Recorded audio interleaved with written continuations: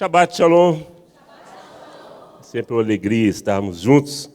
Nós cremos que o Espírito tem toda a liberdade para falar e agir no nosso meio. Apesar de ser uma porção que muito dura.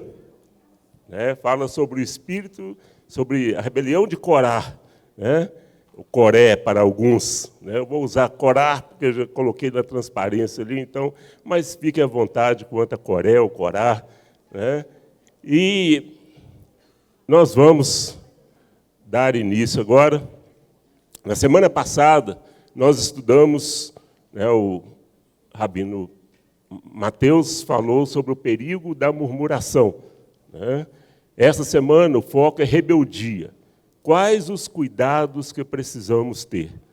Meus irmãos, se você não estiver bem atento aos princípios desta paraxá, porque a história já é por demais conhecida.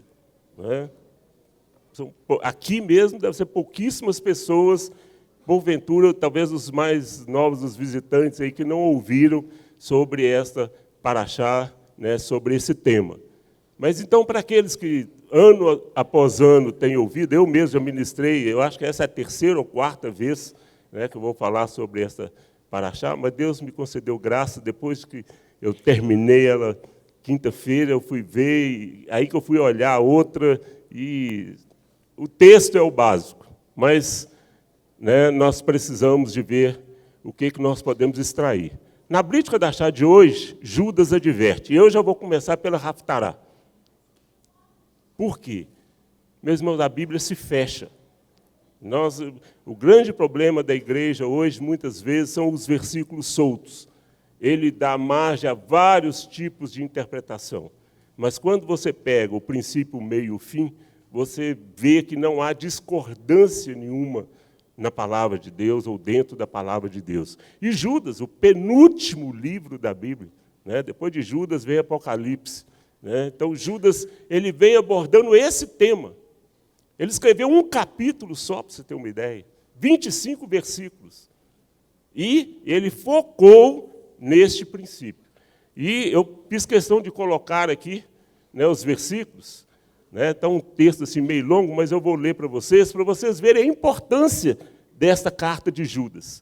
E olha como que ele começa. Nessa versão do Dave Ster, a gente encontra assim, um jeito tão amoroso, tão próximo da nossa linguagem, que fala: queridos amigos, estava ocupado escrevendo a vocês acerca da salvação que compartilhamos, quando senti a necessidade de escrever para vos exortar a batalhardes pela fé que foi de uma vez por todas confiada ao povo de Deus. Pois certos indivíduos que já haviam sido sentenciados muito tempo atrás para esta condenação, infiltraram-se no meio de vocês. Pessoas ímpias que pervertem a graça divina ao transformá-la em licença para a devassidão e renegam como único mestre e Senhor Yeshua, o Messias.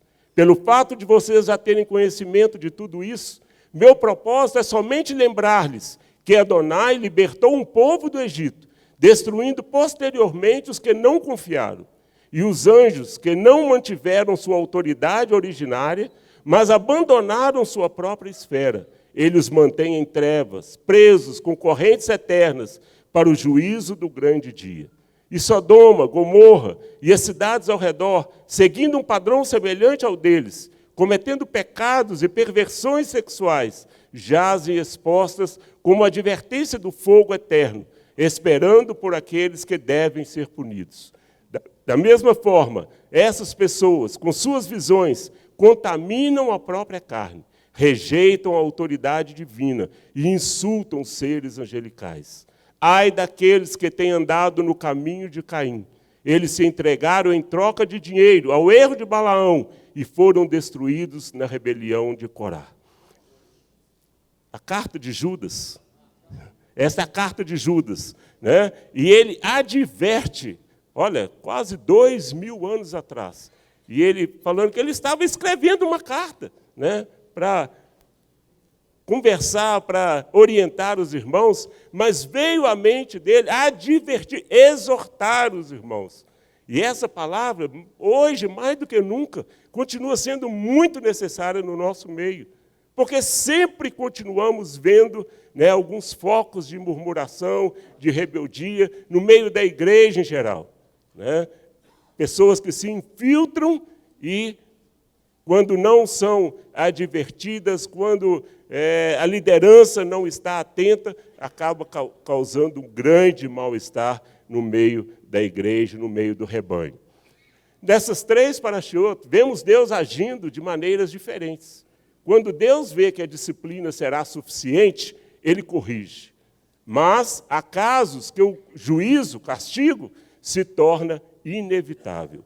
E nós temos vários exemplos. Hebreus 12:6 diz: meu filho, não despreze a disciplina de Adonai, nem desanime quando ele o corrigir, porque Adonai disciplina quem ama e castiga todo aquele que aceita como filho.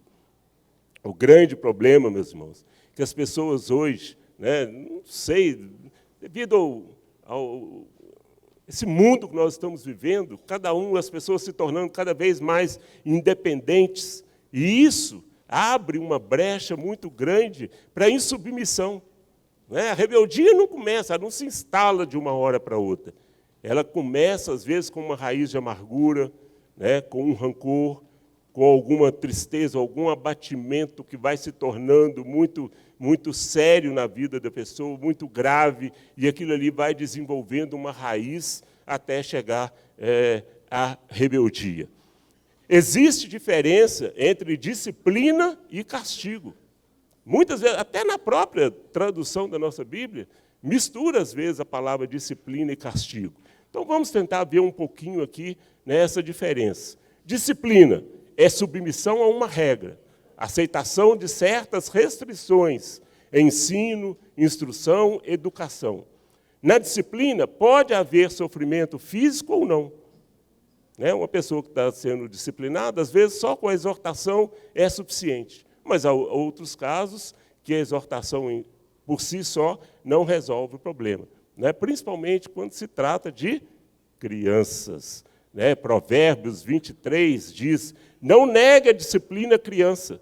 Se você bater nela com uma vara, ela não morrerá.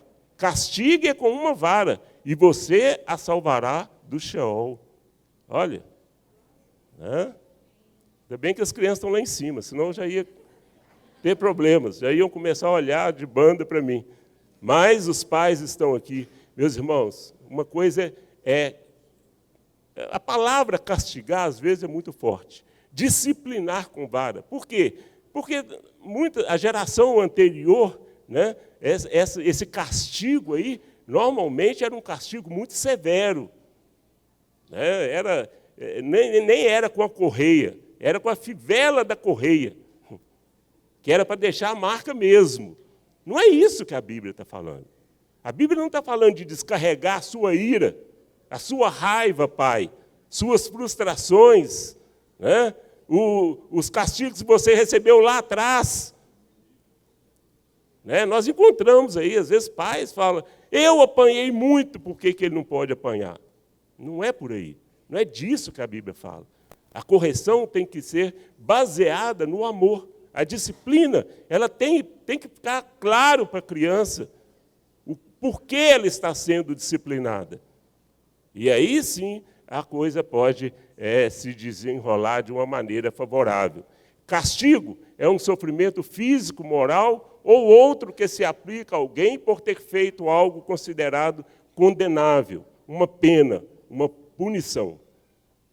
Então, aqui tem algumas diferenças entre a disciplina e o castigo. Né? E eu, com a ajuda do meu irmão Renan, né, nós colocamos aqui o propósito da disciplina. Qual que é o propósito da disciplina? Instruir para correção e maturidade. Né? Os pais, ou quando você vai disciplinar alguém com a palavra, você deve ter em foco, né, que você está instruindo aquela pessoa, para ela não permanecer no erro ou não cometer o mesmo erro. E com isso, o que vai acontecer? Ela vai crescer, ela vai amadurecer. E o castigo? É uma punição por algo errado. Aí muitas vezes já nem cabe mais, vai um pouquinho além da disciplina. Só o diálogo, só o bate-papo não resolveu muito, né? Então isso vai até para as leis, né, do nosso país, né, acontece isso, fica claro isso. Qual que é o alvo da disciplina? Produzir ações corretas no futuro, né? Você disciplina hoje para amanhã essa pessoa ser melhor. Qual é o alvo do castigo? Evitar ações erradas cometidas no passado. O castigo, muitas vezes, ele fica com aquilo na mente, né? Eu fiz algo, né, e por isso eu estou sendo penalizado, ou estou sendo castigado. Atitude, né, de quem disciplina. Amor e preocupação, né, por parte de quem está aplicando essa disciplina. E, no castigo, sabedoria e justiça por parte de quem aplica o castigo, né? A própria Provérbios, Eclesiastes, nos adverte também que nós não devemos exceder, né, no castigo, né, que deve procurar haver justiça, né, sabedoria na forma como você vai aplicar o castigo, né, e justiça também. Para quê? Qual que é o resultado? Uma pessoa que é disciplinada, ela fica mais segura quando ela é disciplinada ou exortada em amor, com equilíbrio, né? Ela sente segurança naquela correção. Ela entende que ela mereceu passar por aquele momento, né? E no castigo, o resultado pode produzir medo, culpa e mágoa. Depende muito da forma como a pessoa recebeu, né, a disciplina ou o castigo. Amém? Vamos lá. A disciplina, ela gera sabedoria. Provérbios 29:15 diz: a vara e a repreensão dão sabedoria, mas a criança entregue a si mesma envergonha a sua mãe. Pais, isso é muito sério. Hoje nós temos visto aí como está a situação, né, dos adolescentes e jovens. Por quê? Muitas vezes os pais acordam, despertam muito tarde para uma disciplina. E a Bíblia não manda disciplinar com vara um rapaz, ou até mesmo um adolescente. Instruir a criança. Por quê? Enquanto ela é pequena, tem condições de mudar. Então, preste atenção nas atitudes dos seus filhos, né, daquilo que está acontecendo à sua volta, a forma como ele está agindo. Pequenininho, é pequeno. Né? Pequeno que ele se torna um reizinho dentro de casa. 2, 3 anos é um reizinho. Depois vai chegando a adolescência, já passa para príncipe, depois já... Não, começa tratando da maneira correta. E ele vai crescer de uma maneira correta. Sem precisar, lá na frente, você passar por situações que vão te envergonhar, como está escrito em Provérbios. A disciplina gera vida, pois a mitzvah é lâmpada, a Torá é luz, e as advertências da disciplina, caminhos para a vida. Amém, pais? Então não tenham medo, né, de corrigir seus filhos, disciplinar seus filhos. Não estou falando aqui para você já deixar uma vara lá de prontidão. Não é isso. Muitas vezes não vai ser necessário vara. Eu mesmo, eu não lembro de ter apanhado, principalmente com vara. Foi uma correada, para ser sincero, da minha mãe, umazinha. Mas por quê? O olhar dos meus pais era o suficiente. Quando ele olhava, a gente já sabia que tinha pisado na bola. E se não desconfiasse, era o beliscão. Era o máximo que meu pai conseguia dar, era um beliscão, o menino, toma jeito. Pronto. Mas hoje, né, essa geração está com uma pilha nova aí, então temos que chegar junto, temos que ter cuidado, né, para que a coisa caminhe de uma maneira correta. Se Corá tivesse obedecido a esses princípios, não teria encontrado o caminho de morte. Está vendo? Porque a coisa não aconteceu, às vezes, lá no princípio, lá atrás, terminou num caminho muito triste.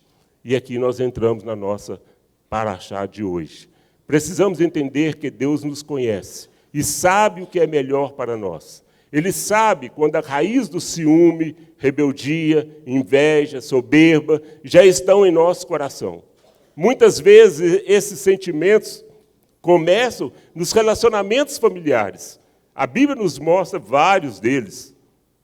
Ismael e Isaque, Esaú e Jacó, José e os irmãos, todos foram relacionamentos familiares e entre irmãos muito difíceis. E muitas vezes nós vemos que faltou um pouco de atitude dos pais. Esaú e Jacó mesmo, a gente vê ali como é que era a situação, né, dos pais. Um gostava mais, tinha preferência por um filho, o outro tinha preferência pelo outro.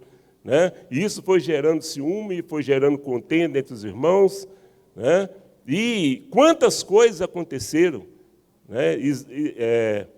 Ismael e Isaque mesmo, hoje, olha aí os descendentes de Ismael. Quanto, né, o mundo tem enfrentado uma situação aí por causa de desvios que aconteceram lá atrás. Podemos pensar que nada disso teria acontecido se Deus tivesse dado a Corá o cargo que ele almejava. Mas o problema não é Adonai, e sim os sentimentos contrários no coração do homem. Meu irmão, Deus não tem dificuldade nenhuma em colocar uma pessoa no cargo de autoridade. Isso para Deus é pichinha. Mas o problema é que Deus conhece o coração do homem. Quando Deus tirou o povo do Egito, o que Deus falou? Eu vos levei para o deserto, não para que eu conhecesse o coração de vocês. Eu já conheço muito bem. Mas para que vocês mesmos, na prova, vissem o que está no coração de vocês. Então, hoje, o princípio, às vezes, continua sendo o mesmo. Nós encontramos pessoas aí espetaculares, mas dá um degrauzinho só para ela. Então, é pela misericórdia de Deus que, às vezes, Ele não deixa a pessoa ir para o posto que Ele até tem para ela. Porque o nariz dela vai chegar antes. Tem gente que tem 1,70 m, o nariz tem 1,75 m.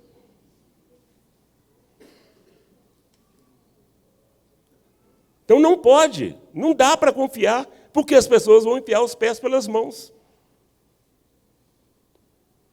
Tem pessoas aí que Deus fica olhando assim, puxa vida, eu podia dar um salário melhor. Eu podia liberar essa bênção aqui financeira. Mas vai comprar um sítio, você não vai ver nunca mais. E tem gente que Deus sabe, não, vou dar o sítio para ele, porque aí ele arruma um jeito lá e vai no sábado, depois do meio-dia, passa lá o domingo, se tiver chance, descansa na segunda e volta na terça, e a vida continua normal, e só descansando, só renovando, e abençoando, levando outros irmãos ainda no sítio. Não retém a bênção. Tem pessoas que Deus sabe que se Ele der essa bênção nessa área financeira, Ele vai travar. E se colocar num degrauzinho maior, nem radar pega.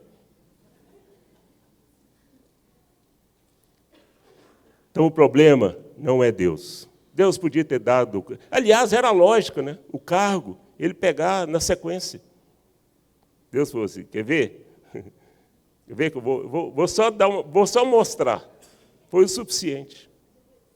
Veio a inveja, veio o ciúme, até chegarmos ao final dessa história.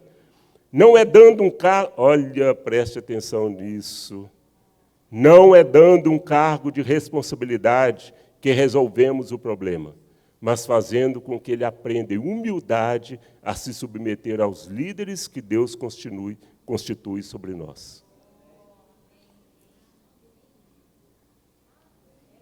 Tem pessoas que não precisam de um cargo mais alto, precisam primeiro de aprender a ter esse cargo, a desfrutar daquilo que Deus vai dar.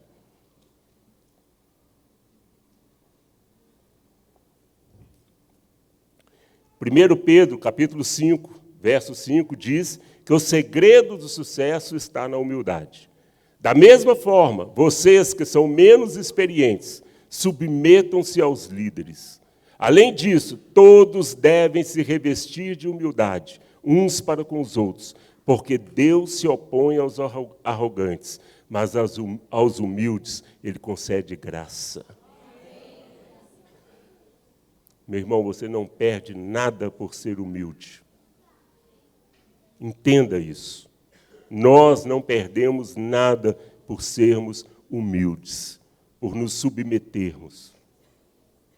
Ah, mas o chefe está errado, o presidente da república está errado. Não importa. Se você tem oportunidade de, no diálogo, tentar expor a sua situação e resolver o problema, ótimo. Nós não precisamos de nos anular por causa disso. Para isso, existe o diálogo. Mas no diálogo, você não pode querer inverter os papéis. É simples, com Deus funciona assim. Olha, tudo bem, é a sua opinião e tal, mas eu vejo isso aqui dessa forma. Quem manda aqui? É o Senhor. Muito obrigado, Deus te abençoe.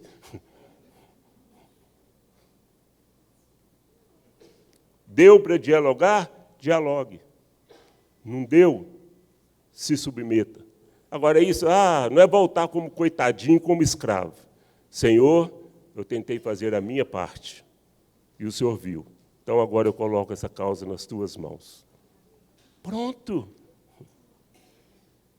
Um dos maiores problemas das esposas, quando a gente fala sobre hierarquia familiar, esposas, entendam, vocês não estão numa posição inferior ao seu marido, ao seu cônjuge. Não é isso, a Bíblia nunca disse isso. Mas Deus achou por bem estabelecer uma hierarquia. Porque senão, imagina, um pai, uma mãe e um filho, cada um querendo uma coisa, ou fazer uma coisa, e não chegava a um diálogo, a um consenso, o que ia acontecer? Não ia chegar a lugar nenhum. Então, Deus estabelece essa hierarquia.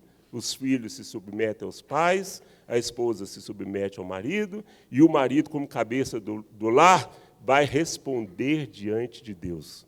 Olha, é isso, às vezes, que as esposas não entendem.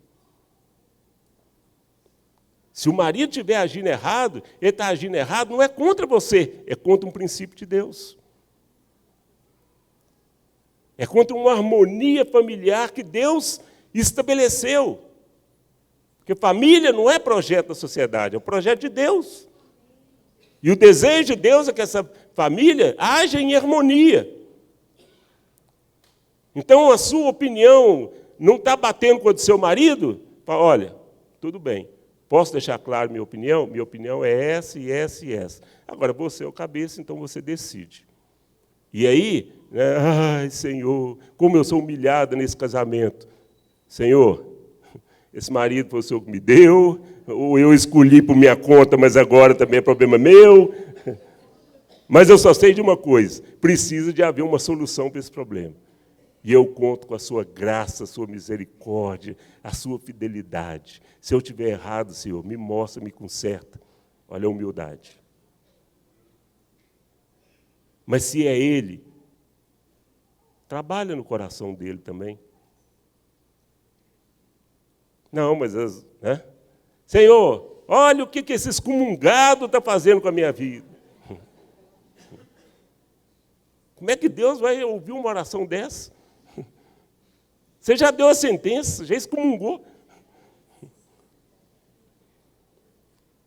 Senhor, tenha misericórdia dele. Mude aquilo que precisa ser mudado. E aí você vai ver Deus agindo na sua vida, através da sua vida, né, e ajudando no seu casamento. Amém? Verso 2. E se levantaram diante de Moisés, e com eles 250 homens dos filhos de Israel, príncipes da congregação. Olha, Preste atenção. Chamados à assembleia, homens de fama. Corá consegue reunir líderes, gente de renome, de posição. A inveja havia dominado o coração dele, dando lugar à rebeldia para se levantarem contra Moisés. Normalmente, você não vê o rebelde sozinho. Ele tem que formar um batalhão. Ele tem que formar um exército em volta dele. Muitas vezes ele vai à frente, outras vezes ele joga o exército na frente e fica só ali gerenciando.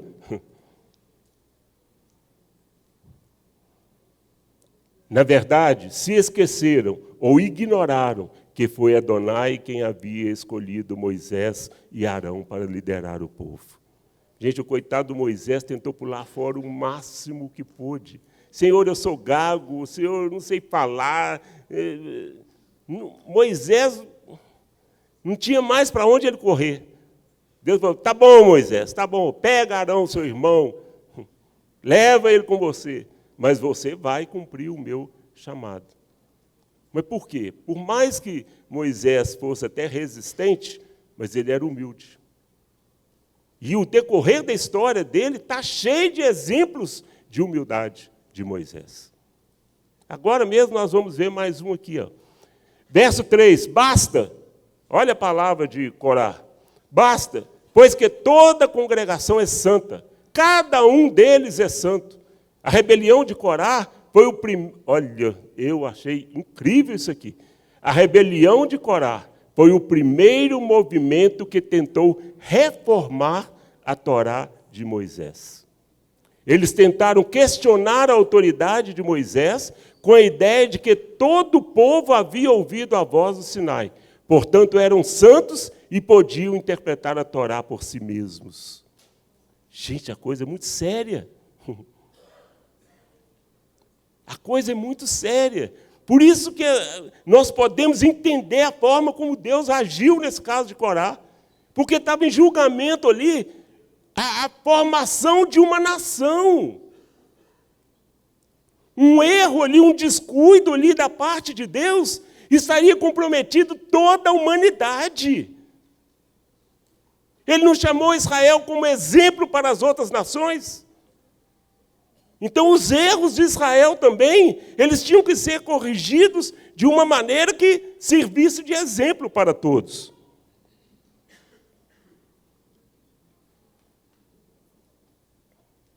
Semana tive uma gripe muito forte e vamos lá, mas nós vamos chegar no final.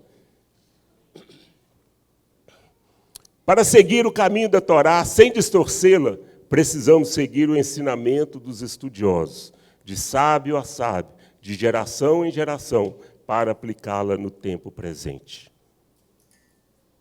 Muitas vezes nós pegamos, para preparar uma paraxá dessa mesmo, né? Tem que pegar a Bíblia, tem que pegar os textos, né? Tem que ver o que o Rabino já escreveu, né? E vocês lembram, aí há 5 livros da Torá aí, né, escritos pelo Rabino Marcelo. Né? Pegamos os estudiosos, um consenso. Né? Você pega um só, se você não cair na mão certa, você... E esse é um dos problemas da internet hoje no meio do povo de Deus. Eles acham que porque é internet e porque é judaísmo, pronto. Tem gente que já nem frequenta mais lugar nenhum, frequenta só a internet. Só aquele rabino que ele viu ali, porque uma palavra dele ali chamou a atenção. E ele já se tornou um seguidor e muitas vezes abre mão de todo o resto, todo o contexto. Cuidado, cuidado com artigos de internet. Cuidado com livros que você não sabe a procedência. É bom, você gostou, te ajudou muito naquele momento. Aprofunde um pouco mais. De onde veio essa figura? Ele está filiado aonde? Ele pertence a que movimento? Não é simplesmente porque pegamos, né, um artigo avulso que nós vamos fazer daquilo ali agora uma nova religião para a nossa vida. Enquanto Moisés, através da Torá, procurava ensinar o povo a ser santo, Corá afirmava que todos e tudo já era santo. Está vendo a diferença? Viu aqui o princípio? A Torá ensina que todos nós devemos procurar viver essa santidade. Coragem a ver, não, já falou que já é santo. Está todo mundo na bênção. Gente, o inimigo é muito astuto. Uma vírgulazinha muda todo um contexto, às vezes. Por isso o perigo, né, desses artigos, desses livros que têm saído aí, sem você conhecer os frutos que essa pessoa tem dado.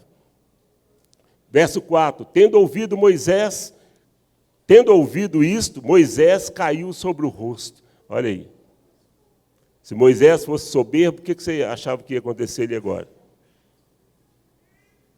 A primeira atitude dele foi se dobrar, rosto em terra, e buscar do Senhor, e ver o que estava à sua volta.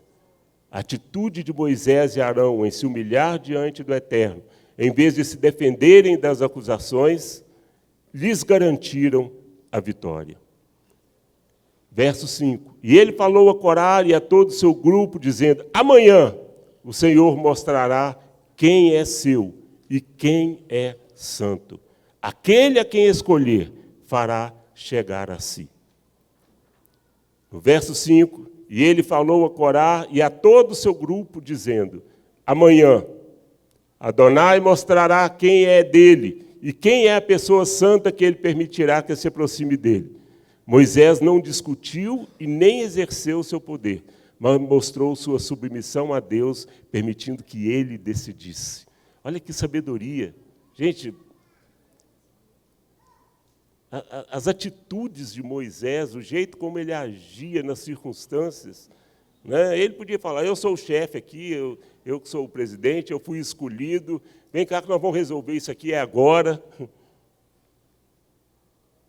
Nada. Precipitar para quê? Quem é que está no controle de tudo isso? Quem está no governo de tudo isso?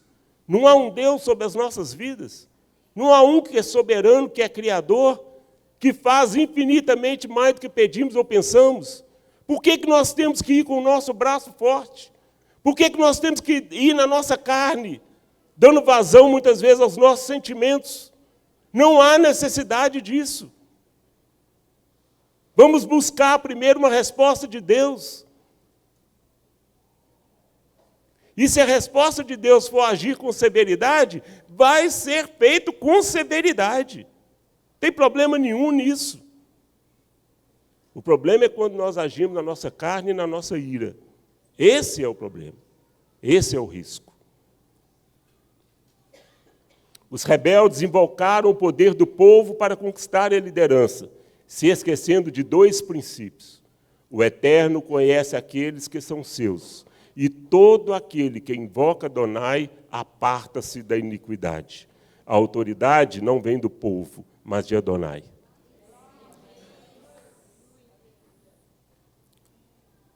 É só a gente manter o equilíbrio, meu irmão. Surgiu situações de conflito, mantenha o equilíbrio. Primeiro saiba, existe um Deus e Ele é juiz. Ele decide, Ele é soberano. E segundo, aparte-se da iniquidade. Surgiu um líder novo aí, qualquer coisa, veja os frutos da vida dele. É fruto de rebeldia? É fruto de rebelião?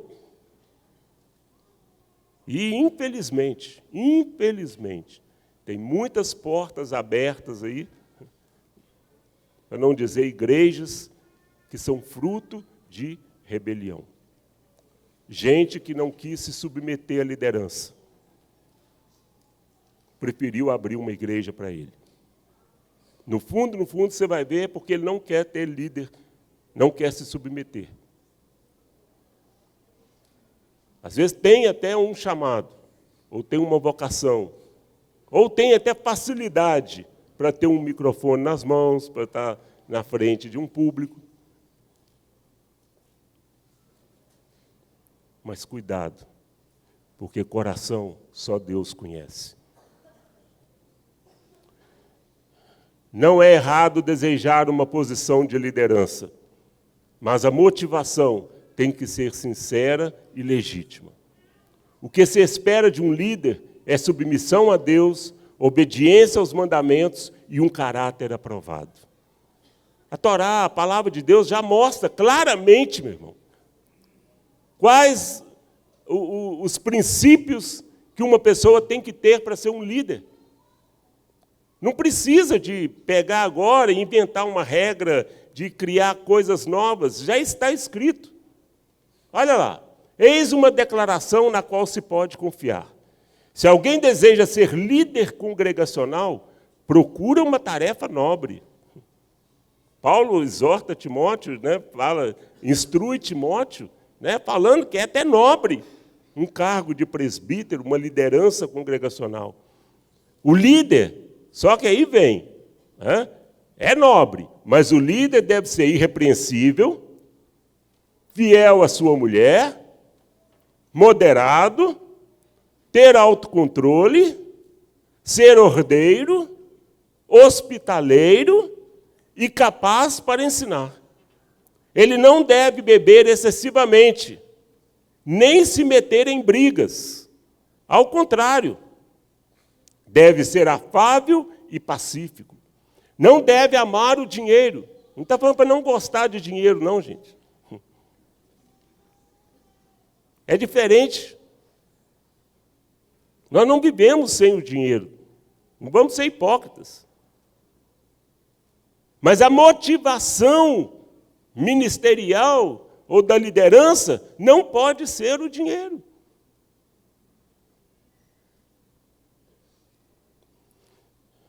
Deve cuidar bem da própria casa, tendo filhos obedientes que o respeitem. Se o homem não consegue cuidar da própria casa, como será capaz de tomar conta da comunidade messiânica que pertence a Deus? Não pode ser crente há pouco tempo, porque poderia encher-se de orgulho e, assim, incorrer na mesma condenação que o adversário. Além do mais, deve ter boa reputação perante os de fora, para que não caia em desgraça nem na armadilha do adversário. Gente, isso é muito sério. E hoje, nós estamos cansados de ver isso aí, esses seminários teológicos. Pega aí os rapazinhos, nasceu de novo na igreja, está naquele fogaréu, quando é bem pentecostal, está naquele fogaréu santo. Não você tem um chamado, vai lá para o seminário, faz esse curso lá, quando você voltar, você já volta com o meu auxiliar. Antes de pegar a carteirinha lá, já coloca como auxiliar. Porque também muitas vezes não está aguentando tocar a obra sozinho, né? Não, eu preciso de gente aqui para dividir as tarefas e tal.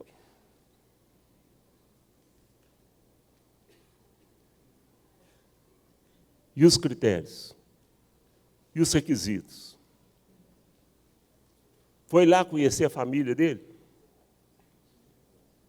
Foi lá, muitas vezes, até solteiro. Foi lá ver como é o comportamento, a atitude com os pais. No emprego dele. É gente boa, é querido, as pessoas gostam. Gente, se nós seguíssemos isso aqui, na escolha de um líder, já eliminaria vários problemas. Mas não. É aquela necessidade, muitas vezes, de fazer líder. E, às vezes, a pessoa começa muito bem. Fez o seminário, tem um chamado e tal, e começa a pregar, e daqui a pouco está pregando melhor do que o titular. Mas está tão melhor que a soberba também.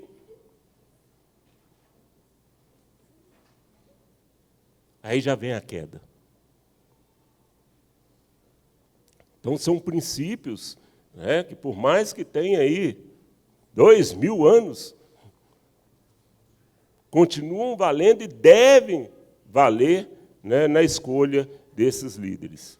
Verso 9. Porventura é pouco para vós que o Deus de Israel vos separou, a fim de cumprir o serviço do tabernáculo e estardes perante a congregação para ministrar-lhe, ainda também procurais o sacerdócio.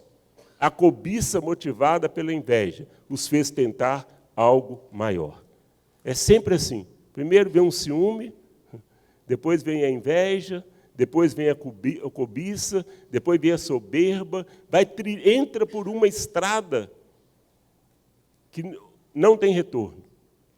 Ou ela vai abrir a boca lá na frente e vai tragar, porque a pessoa nem encontra um caminho de volta mais, porque não consegue, muitas vezes, se submeter, se humilhar, voltar onde errou, para poder recomeçar de novo.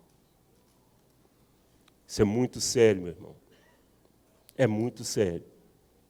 Eles já tinham função. O serviço do tabernáculo já era deles, mas eles queriam sacerdócio. Tem gente que Deus chama para ser um intercessor.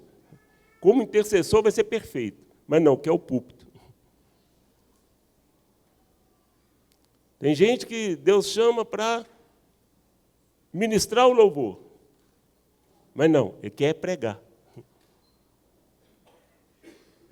Nunca está satisfeito com aquilo que Deus deu. Porque ele não está, muitas vezes, com a visão do reino. Ele está com uma visão pessoal dele. O que ele almeja para ele mesmo. É pouco, porventura, que nos fizesse subir de uma terra que emana leite e mel, para nos matares no deserto? E queres ainda fazer-te príncipe sobre nós? Então Moisés irou-se muito. A pior coisa para um líder é duvidarem de suas intenções. Isso dói. E olha, eles estavam tão cegos. Por que Deus livrou o povo do Egito? Se você for olhar o texto, lá fala, porque Deus ouviu o clamor e viu a escravidão que o povo se encontrava. Egito era a escravidão do povo. O povo não tinha liberdade. Não podia nem mesmo cultuar o Deus que eles criam. Deus falou, não, eu vou intervir. Agora chegou no limite. E agora, olha o que eles falam. Você nos tirou de uma terra que emana leite e mel. Egito. Egito era palha e barro. Para eles era palha e barro. Tinha nada de leite e mel.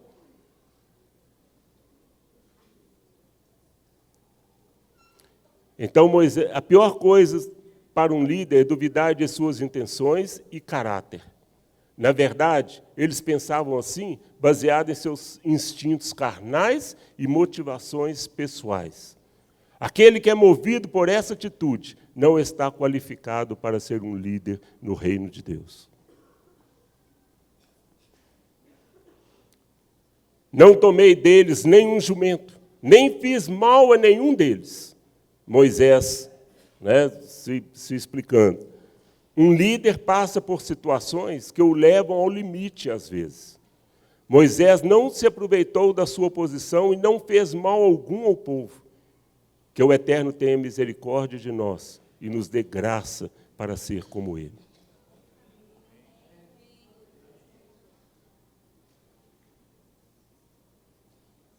Eu não posso estar aqui, ou nós não podemos estar aqui como liderança,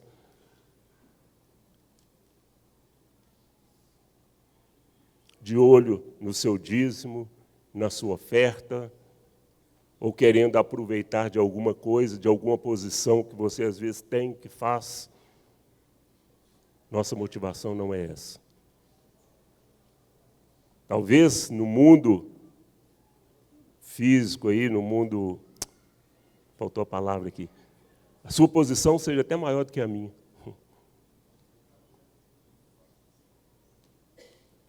Mas nós precisamos ter a mesma motivação, seja como rocha aqui, ou seja como um juiz, um comandante, um capitão, a motivação tem que ser a mesma. Primeiro, ser representante do reino. Segundo, exercer da melhor maneira possível aquilo que Deus confiou às suas mãos. Essa tem que ser a nossa motivação. Verso 21, afastai-vos desta congregação, e eu os exterminarei num momento. A disciplina já não tinha espaço aqui. Chegou o momento do castigo. Quantas vidas foram ceifadas por não se apartarem da iniquidade, das más amizades, dos vícios?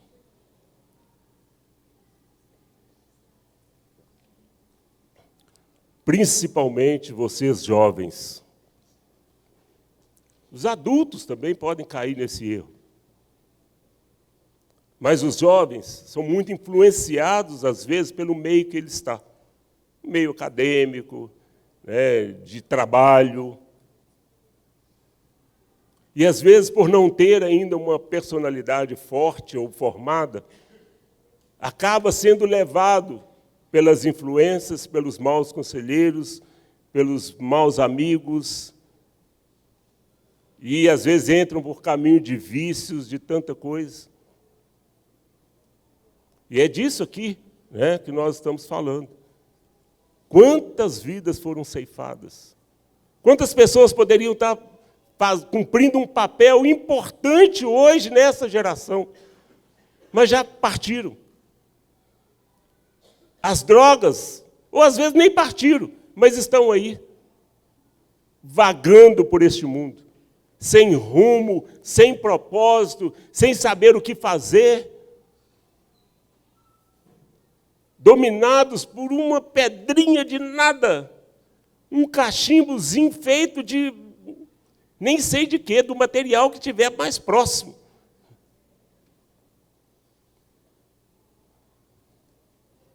Ou uma branquinha, que acaba se tornando várias.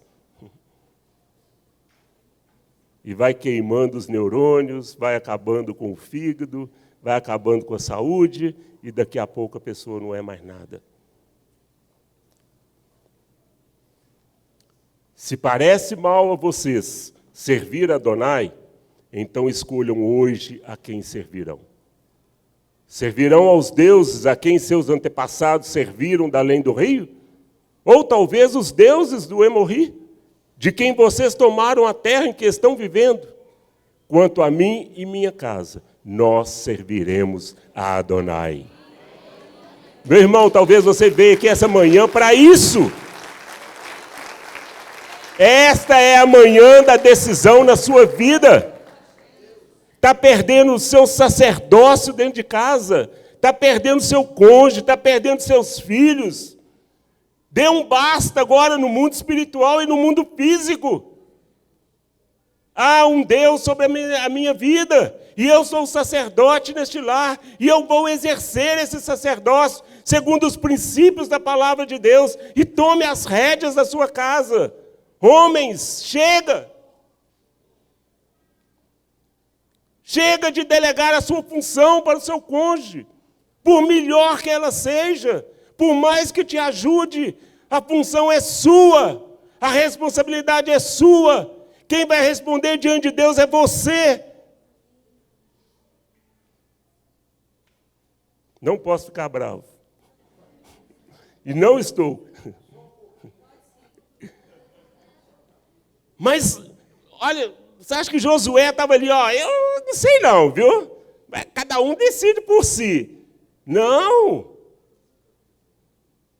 Josué ficou bravo. E espiritualmente falando, ele não ficou bravo. Na verdade, ele assumiu a posição que era dele. Eu sou o líder na minha família, e a minha família vai servir ao Senhor. Que a nação inteira negue esse Deus. Eu e a minha casa continuaremos crendo e servindo a esse Deus. Essa é a atitude. Ah, pastor, mas você sabe como é que é, né? Eu não sei celebrar o Shabat. Minha esposa até fala hebraico. Fale em português, meu irmão, que ela repita em hebraico. Mas faça a sua parte.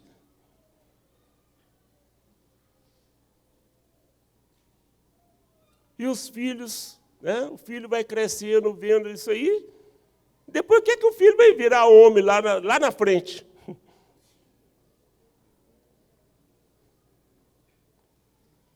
Pais, se nós entendermos a nossa responsabilidade, né? Tem aqui, ó, tem um pai ali de 8 semanas de gestação.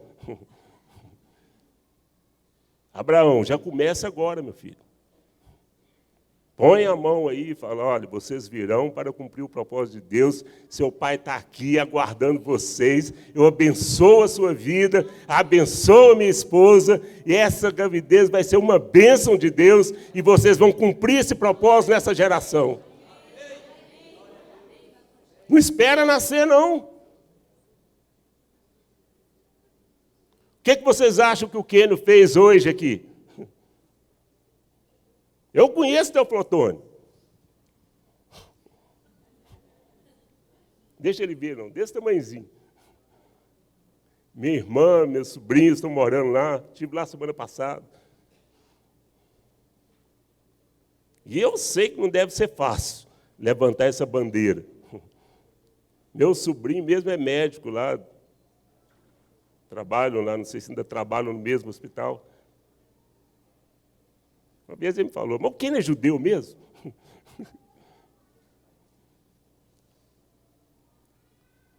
Sabe o que ele fez? Teoflotone pode não estar nem aí para isso. E deve estar cheio lá de anusim. Mas eu vou dar o exemplo e iniciar na minha casa, com minha esposa e meus filhos. Se a cidade desconfiar e quiser participar, eu tenho certeza que a casa está aberta. É assim, meu irmão. É tomada de atitude, posição. O problema é que vai, né? O Zeca Pagodinho, deixa a vida me levar ou leva eu. Onde você quer parar com esse barco? Bom, vejam, hoje coloco diante de vocês a bênção e a maldição. A bênção, se derem ouvidos às mitzvot de Adonai, seu Deus, que entrego hoje a vocês.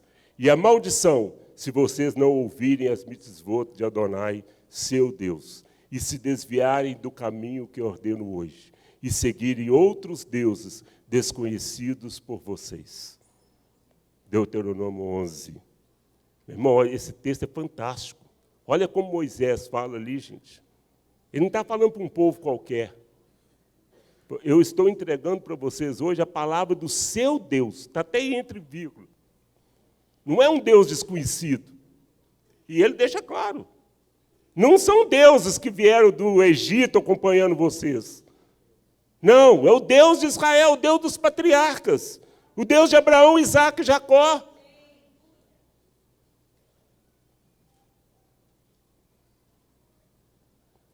A partir de hoje, é responsabilidade de cada um. 3.500 anos. E nós aqui falando a mesma coisa. Eis que hoje coloco diante de vós a bênção e a maldição. Escolham.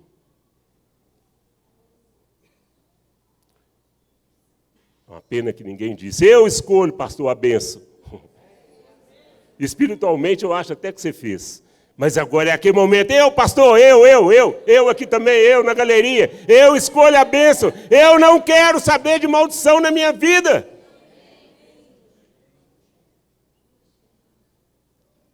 E esse é um momento decisivo, meu irmão. Esse é um momento que nós guerreamos no mundo espiritual. Amém?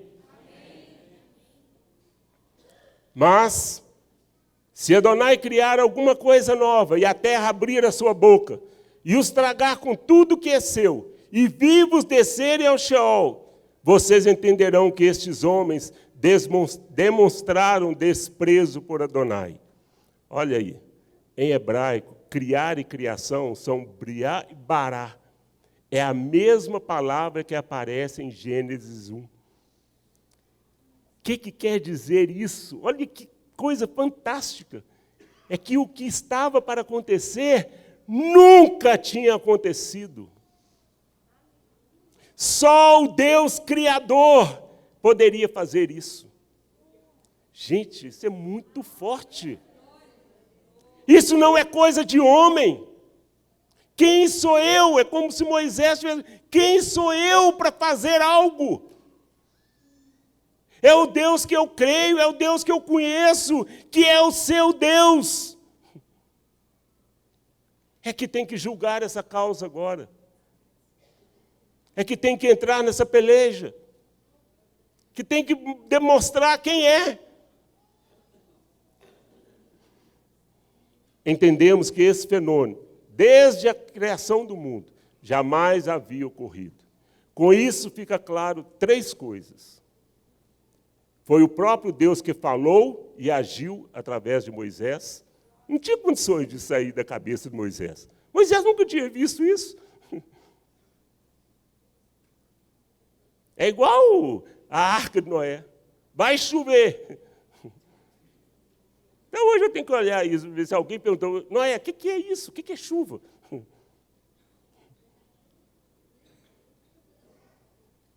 Tem certas coisas que é só Deus.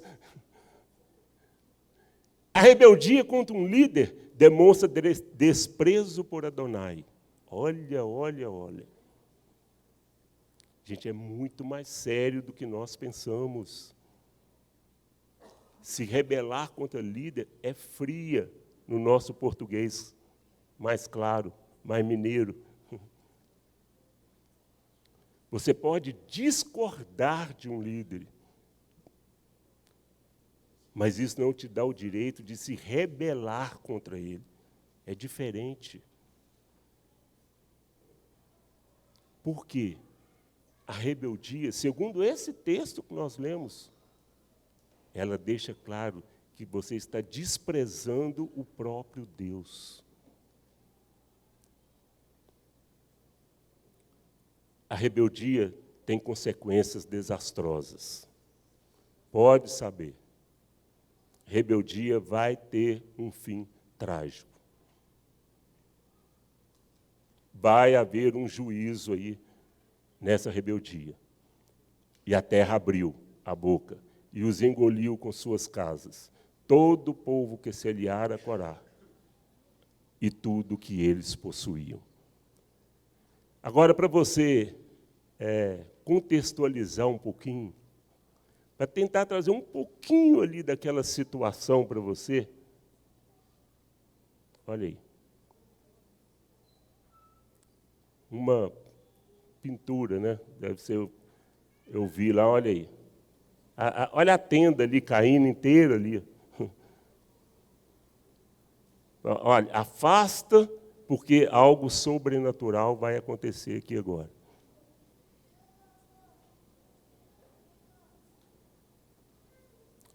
Agora, o grande problema da humanidade, que a humanidade acha que isso não acontece mais. Deus não vai abrir a terra. Será? A eternidade está com a boca aberta. E se você não viver agora de uma forma digna, se essa passagem sua aqui, por isso que a Bíblia fala que nós estamos aqui como peregrinos. Esse é o tempo da nossa peregrinação. Você está peregrinando no mundo, peregrinando aqui na Heart Sion, na TV Sião, para que você seja aprovado, para que você possa alcançar uma eternidade com Deus. Mas se essa eternidade for sem Deus,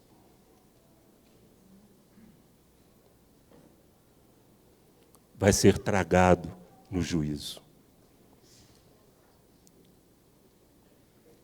Muitos estão em rebeldia contra Deus, ignorando sua palavra e os líderes que ele constituiu, confiando somente em seu amor, que ele não age mais assim. Será? Olha Gálatas 6. Não se iludam, ninguém faz Deus de bobo. Essa versão do David Sterner é fantástica. Ninguém faz Deus. Ele já botou bem claro que é para você entender. Aí não precisa nem procurar a palavra sinônimo. Todo mundo sabe o que é ser bobo. Ou pelo menos fazer o outro de bobo, né? Bobo ninguém é, aqui não tem ninguém bobo. Não se iludam, ninguém faz Deus de bobo. A pessoa colhe o que semeia.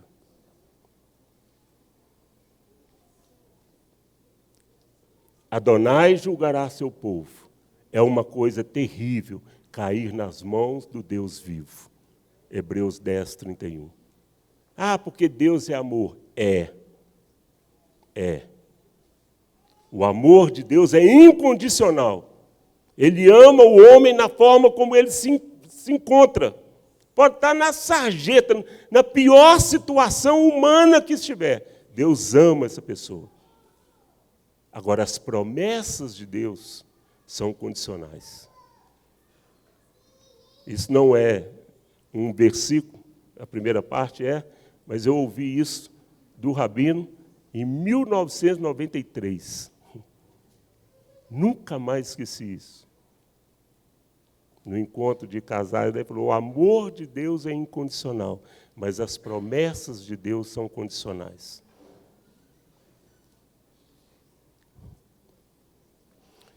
Verso 42, todavia, gente, povo é povo. Todavia, no dia seguinte, toda a comunidade do povo de Israel murmurou contra Moisés e Arão. Vocês mataram o povo de Adonai. Adonai disse a Moisés, afaste-se dessa assembleia, e eu a destruirei de uma vez. Eles, no entanto, prostraram-se com o rosto em terra. Esse líder, que você às vezes até critica tanto, fala mal ou não entende, é o mesmo que Deus colocou como intercessor da sua vida diante dele. Ah, meu intercessor é Yeshua. Com certeza. Não estou nem comparando. Mas aqui, por que você vem aqui à frente receber unção, pedir oração? Porque vocês nos têm como líderes, como intercessor, como um auxiliador, como um ajudador. Nos momentos bons e nos momentos difíceis. Cuidado, meu irmão. Cuidado. Não está satisfeito com alguma coisa? Ore. Peça a Deus direção. Venha conversar conosco. Mas, cuidado com o abrir e fechar da boquinha. Com isso, vemos que o povo, mesmo havendo presenciado tudo aquilo, não aprendeu a lição. Que possamos refletir em tudo isso e não cairmos nos mesmos erros. E o número dos mortos foi de 14.700, além dos que morreram no caso de Corá. Precisamos entender que a Lashon Hará, a má língua, libera espíritos destruidores, dá legalidade no mundo espiritual. Quando não é tratado da forma correta, sai contaminando a congregação. E Arão voltou a Moisés à entrada da tenda da congregação, e a praga cessou. Adonai disse a Moisés, fale ao povo de Israel, e recolha deles varas, uma por tribo, de cada líder 12 varas. Escreva o nome de cada homem em sua vara, e escreva o nome de Arão no cajado de Levi. Por que a vara de Moisés não foi colocada? A vara de Moisés era símbolo de poder e autoridade. Ela podia esmagar os rebeldes, castigar os pecadores, dividir as águas do Mar Vermelho, levar juízo ao Egito através das pragas. E a vara de Arão? representa a graça de Deus, tirando da morte a vida, conduzindo o povo pelo deserto, suprindo em todas as suas necessidades. A vara da autoridade podia acabar com os murmuradores, mas a vara da graça podia acabar com as murmurações. A vara floresce sobre aqueles que o Eterno escolheu, os quais perseveram no caminho, obedecendo e ao mesmo tempo fazendo techuvá, o retorno, o arrependimento, cada vez que cometerem erros. E a Haftará, nós encerramos com 2 Timóteo. Sempre faça as pessoas se lembrarem. Quando eu li essa Haftará, ao que eu via que a porção é corar, eu pensei, meu Deus do céu, vem mais exortação, vem mais. Aí, está vendo? Mas olha aqui o que me consolou. A Haftará me consolou. Olha aí, sempre faça as pessoas se lembrarem disso e ordene a elas, de modo solene, perante o Senhor, a não se enganjarem em disputas acerca de palavras. Elas não resultam em nada útil e são um desastre para os ouvintes. Faça tudo o que puder para se apresentar a Deus como alguém digno de aprovação, um trabalhador que não precisa se envergonhar, porque anda retamente na palavra da verdade. Shabbat Shalom. Amém e amém.